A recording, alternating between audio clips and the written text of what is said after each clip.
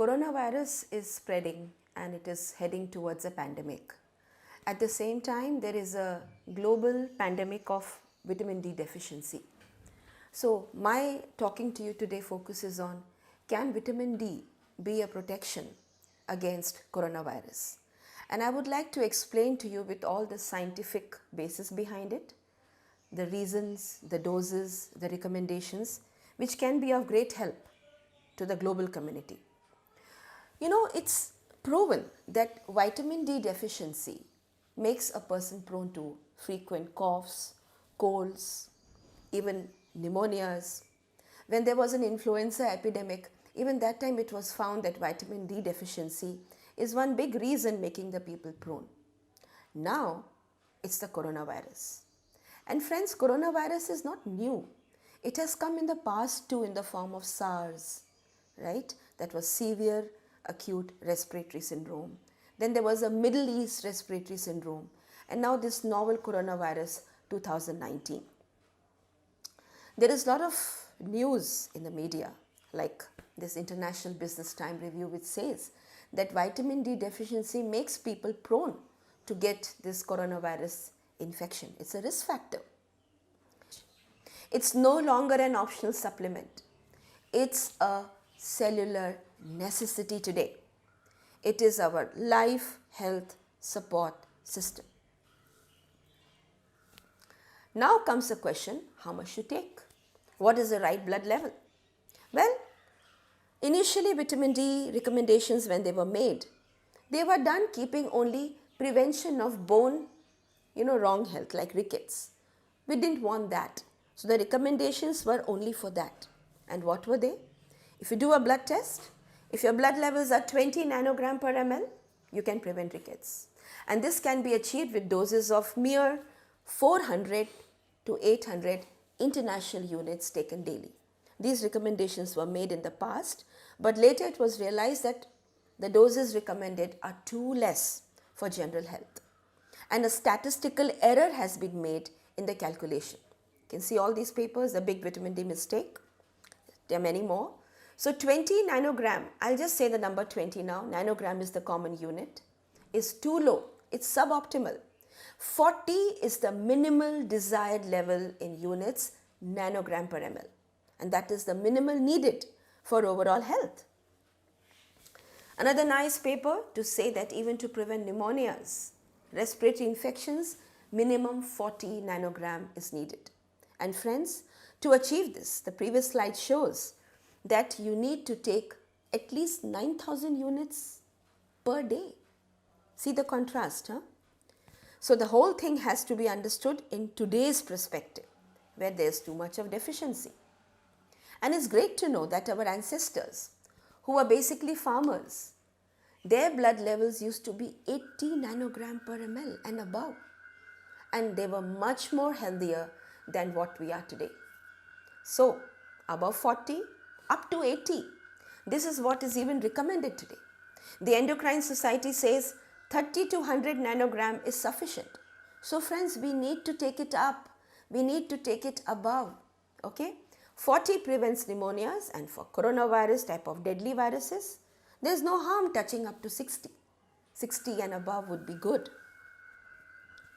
And see how sad the reports are today. Nobody today has levels of 40 at least without supplementing. Because the reports we see are less than 3, 5, 8, 10, 12. It's really shocking. Really shocking. 21st century evaluation of vitamin D says, proven that our daily, normal, physiological, safe dose of vitamin D is 10,000 units per day. It is absolutely safe to have that as an adult dose. Even a level has been set up called as no observed adverse effect level, NOAEL, for vitamin D. For adults, it is 1,000 units per day. For young children, young adolescents, say from the age group of 11 to 17, it is 400 international units per day of intake of vitamin D. And for younger children who are less than 1 to 10 years, it is 2,000 international units per day. These are the safe levels which have been studied, accepted, recommended globally. In children, they say that the target should be 40 to 70 levels in the blood, nanogram in blood, to keep our children healthy and have a strong immune system. Why only children, even adults? So a vitamin D supplementation program to prevent disease, much like the current vaccination program, could potentially have a dramatic impact on overall health worldwide. So this slide of mine in yellow, vitamin D, sunlight, says that if we do not supplement today, we will need medicines tomorrow. So let's target blood levels of 40 to 60 nanograms, which is absolutely safe.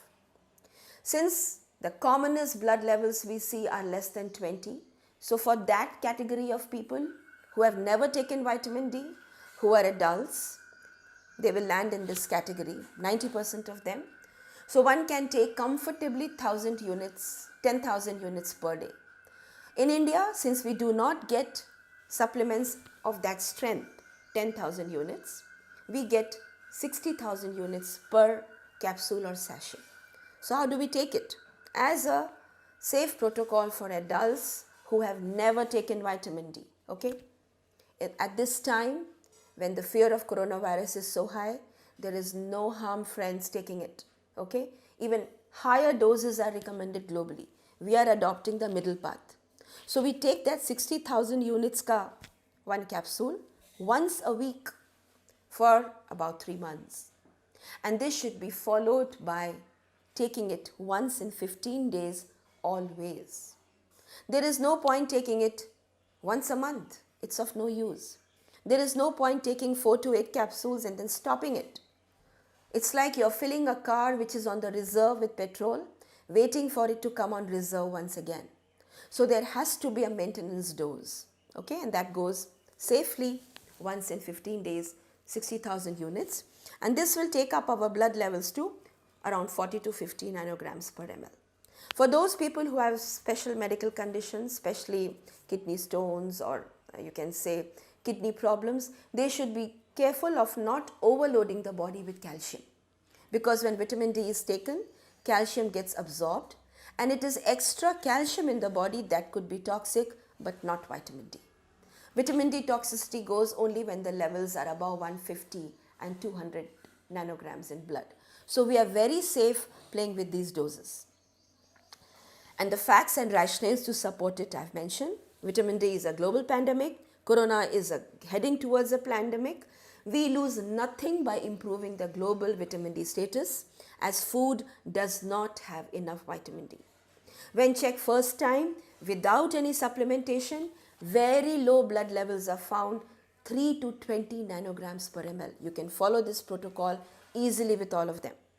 And nobody has been found to have the minimal requirement of 40 nanograms in the blood without supplementation. And now friends, something like a treatment. Suppose somebody is traveling or is feeling has come in touch with somebody with a suspected infection, okay? There's something called as vitamin D hammer, right? This was used when influenza was there in the air. Giving 50 to 60,000 that capsule units of vitamin D daily for 3 days, like a hammer, tuck, tuck, tuck, you know, and that was found to abort the viral attack within few hours. This is being practiced in the West, Canada, United States, okay? So we can also do it here. If somebody has never taken vitamin D, is traveling, is feeling suspicious, do the vitamin D hammer. Take 60,000 one daily for 3 days, okay? Then what do? You have to have a maintenance. So after 2 weeks or so, start taking that same 60,000 capsule weekly for 2 to 3 months and then go on the same maintenance once in 15 days. There's another alternative. We get an injection of 6 lakh units in our country.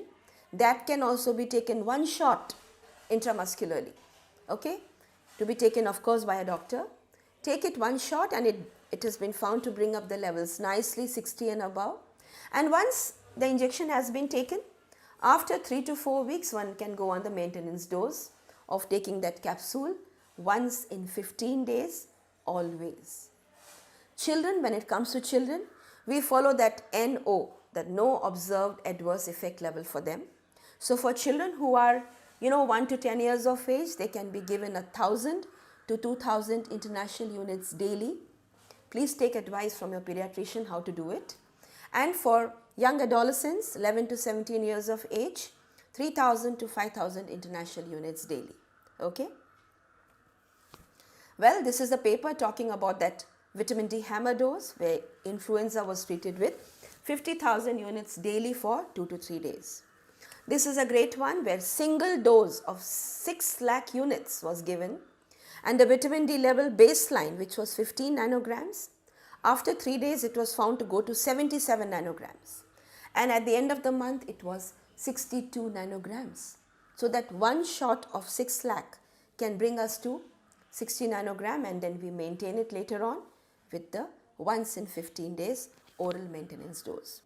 So friends, it's important to know a little bit about what is this coronavirus, how it is so dangerous, and how can we potentially prevent its effects on so many of people who are scared and who are really worried about the whole thing at the global level. Because it's not just a health load, it's also becoming now an economic pressure. So coronavirus, as the name stands for, means a virus which has spikes, the corona. And it comes in the category of encapsulated virus, means it has a capsule which has spiky projections jutting out. So when somebody gets caught with this coronavirus, it initially manifests in the form of a common flu, cough, cold, fever, and 98 out of 100 people, they come out of it because nature gives us an immune system that can tackle it.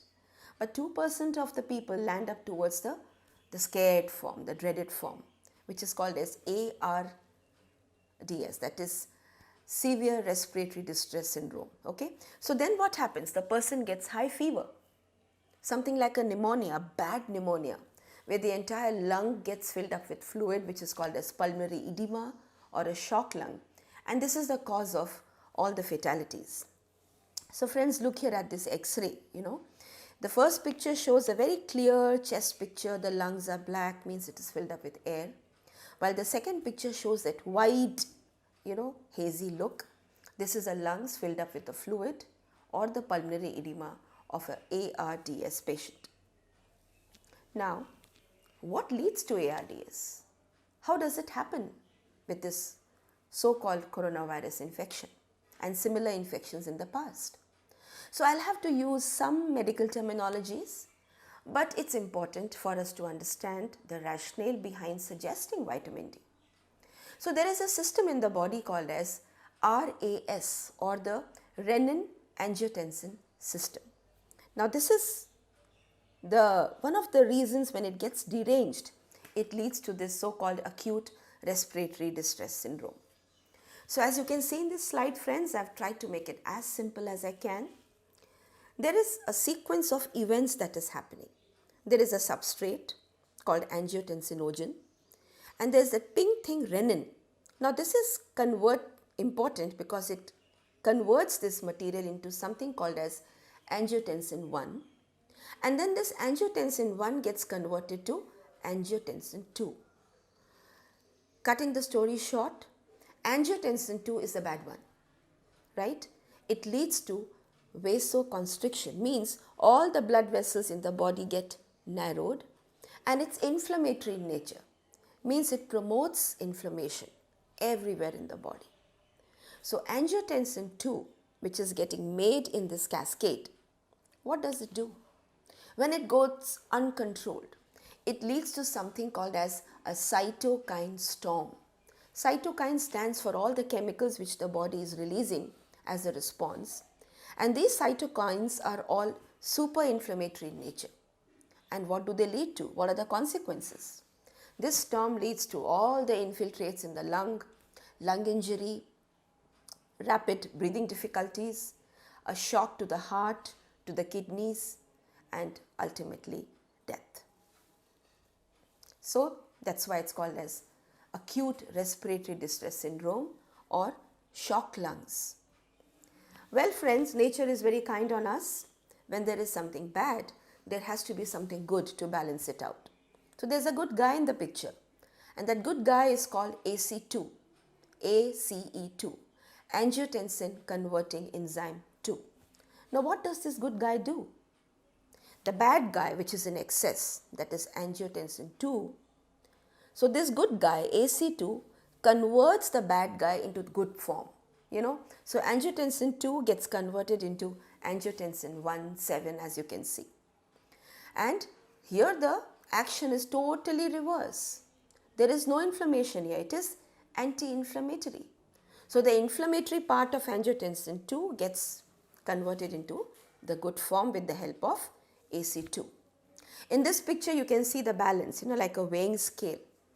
To see that the lungs are in order and not getting affected by the ARDS, we want more of AC2 or the good guy and less of the bad guy, that is angiotensin 2. Now, this is important to know. Coronavirus, it targets the good guy. Coronavirus targets AC2 and reduces the levels of AC2 in the body. In fact, you can see in this slide that it enters the human cells, coronavirus, through AC2 receptors. And you can see this paper, angiotensin converting enzyme 2 is a functional receptor for the SARS coronavirus. And here it's a beautiful depiction to show you how coronavirus goes and sort of deactivates AC2. You can see that AC2 is like a key shown on top of a cell. Okay? Now, our coronavirus wants to enter the cell. So it has to open that key. And the key opening it does with the help of the corona. The corona has some proteins at the tip called as spike protein or the S protein. Now this too is a bad guy. So this bad guy, spike protein, goes and opens the lock by deactivating AC2, and the coronavirus gains entry inside our cells. Okay? So a little complicated slide, but here you can see the left side shows a balance in the body where the AC2 is functioning well, the one in the blue. Okay? The second half of the slide shows the coronavirus getting attached to the AC2, sort of deactivating it, and the whole balance has gone for a toss towards the inflammation and all the problems inside the body, predominantly the lungs. And see how the patient lands up into an ICU setup with ARDS or acute respiratory distress syndrome. Well, this study shows in a group of people in an ICU setup who were having ARDS, all of them had vitamin D deficiency. Not just deficiency, but a very significant deficiency. This sort of a graph shows that all the people who had ARDS, their blood levels were very, very low, below less than 20 nanomoles of vitamin D. Now this is scary. Why? Because in today's time, there is a vitamin D deficiency pandemic where majority of people are anyways having very, very low blood levels of vitamin D. So till now, friends, some salient points. All the coronavirus of the past or today can lead to ARDS, shock lungs, which is the feared complication. Now, coronavirus through the spike protein or the S protein goes and attaches to the AC2, the good guy, and deactivates it. Okay? And this AC2 enzyme is needed to deactivate the ultimate bad guy, that is angiotensin 2. So once the virus attaches, this doesn't happen and all the complications occur. So in order to avoid ARDS, regulation of all these is important. Okay? Chemically it is important. And let's see if vitamin D can do it. So I've shown you a very simplified chart, our 3 targets. Well, there are many other ways vitamin D works, but these are the main ones I'm trying to share with you today. So, angiotensin 2, the bad guy, we need to reduce it. Can vitamin D help? Yes. And how? I'll tell you very soon. AC2, the good guy, can it be increased? Can vitamin D do it? The answer is yes. The spike protein, the bad one, Can it be nullified? Can vitamin D achieve it? Again, the answer is yes. Let us see how.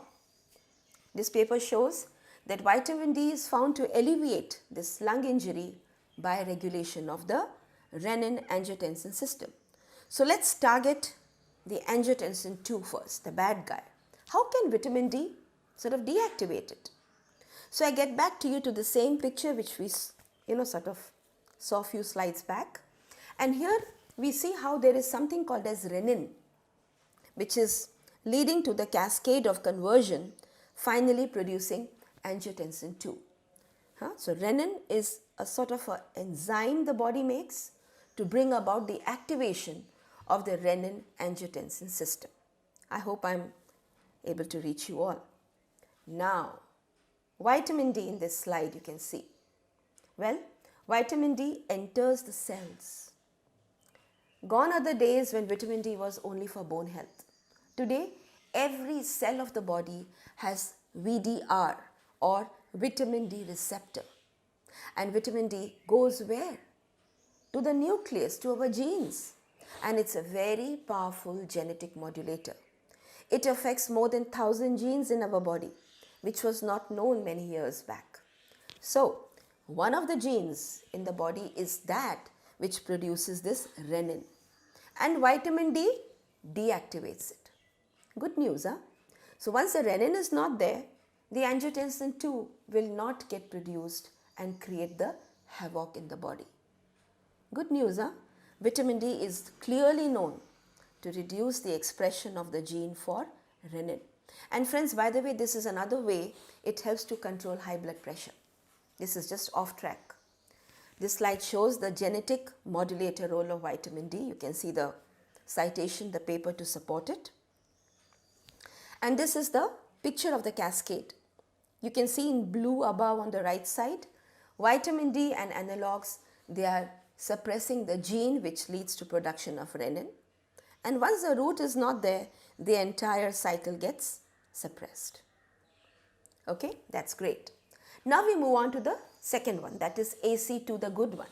And here the paper says that AC2 protects from severe acute lung failure. So there is research going on to produce, sort of analogs of AC2, which can be given orally and bring about the effect. But well, it's still in the research stage. And there are so many lessons to be learned from past experiences. This paper shows that a new potential therapy for ARDS with AC2, lessons from the past SARS infection. So AC2 needs to be increased. Well, even for treating the bad influenza, this conclusion was made in the past that AC2 mediates the influenza as well.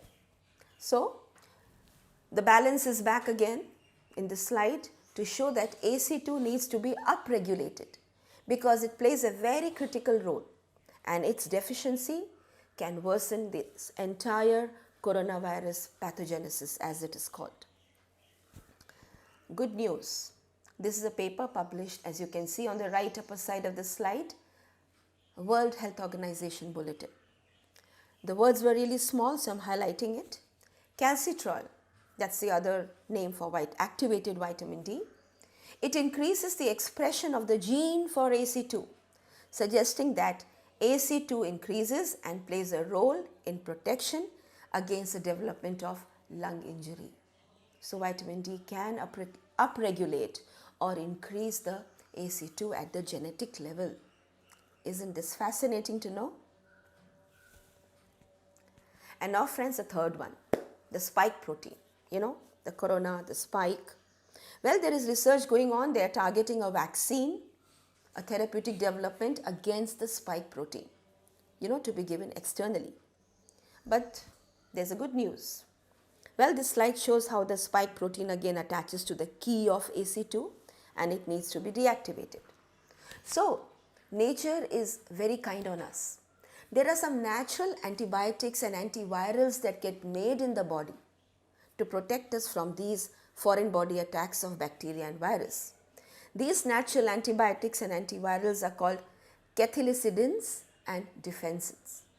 You can see in this slide how they have been shown to reduce the viral attack to the body. They are called as natural host defense mechanisms, and they are a part of something called as our innate immune system.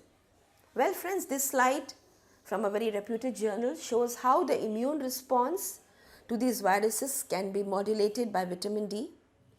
Vitamin D, if it's in good levels, there is increased production, natural internal production of these cathelicidins and defenses inside our own body.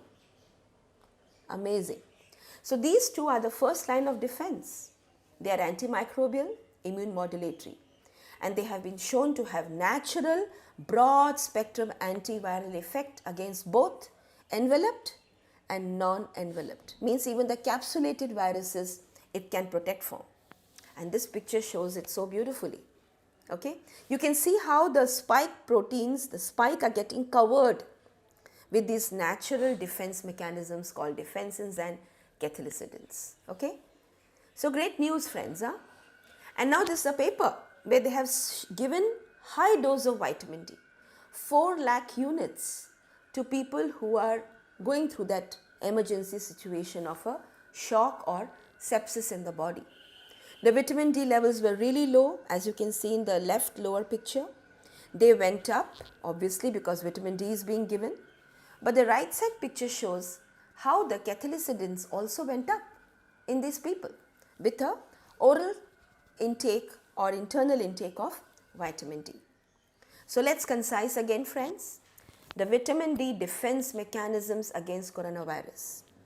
At the first point of contact, when the virus attacks the body, our innate immune system gets activated with vitamin D, and more defensins, more cathelicidins are produced as the natural antivirals which go and sort of cover the spike protein and prevents its attachment to our human cells.